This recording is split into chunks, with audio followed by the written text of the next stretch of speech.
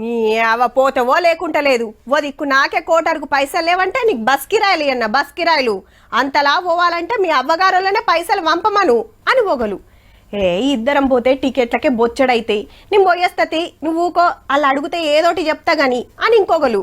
అబ్బా ఈమె మనతోటి వస్తా అంటుంది ఏందక్క, నాకు అన్ని పైసలు లేవంటే అని ఏరేటోళ్ళు.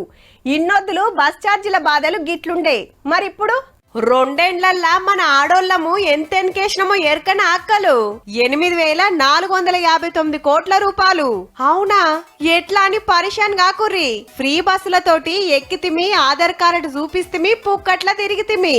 అట్లా 251 కోట్ల ప్రయాణాలు చేస్తే 8,500 కోట్ల అయిందన్నట్టు. లేకుంటే టికెట్ల పేరు మీ నాగా పైకమంతా మనమే కట్టేటోళ్ళం. మరి కుటుంబాల బంధుత్వం పెరగడం కావచ్చు, అదే విధంగా దేవాలయాల సందర్శన కావచ్చు, ఆసుపత్రులకు కావచ్చు, విద్యా వ్యవస్థకు మెరుగుపడడం కావచ్చు, ఉపాధి అవకాశాలు మెరుగుపరుచుకునే విధంగా అవ్వగారింటికి, అత్తగారింటికి, అక్కింటికి, షెల్లింటికి, చుట్టాలింటికి, పెండ్లీలకు, పేరంటాలకు, దావతులకు, గుళ్లకు, యాత్రలకు, షాపింగ్లకు, జాబులకు, కంపెనీలకు, టూర్లకు, బోర్లకు ఎటు పోయినా ఎంత దూరం పోయినా ఏకాన ఖర్చు లేదాయే.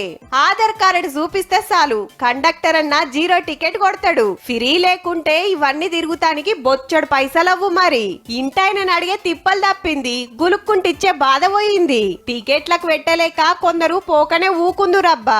ఇక బస్ కిరాయిలు తప్పినందుకు ఆ పైకం ఇంట్లో చిల్లర ఖర్చులకో పోరాల బడి ఫీజులకో అక్కరొస్తున్నాయట. ఇంకో దిక్కు మహిళా సంఘాలే బస్సులు నడిపే ఛాన్స్ ఇచ్చింది సర్కారు.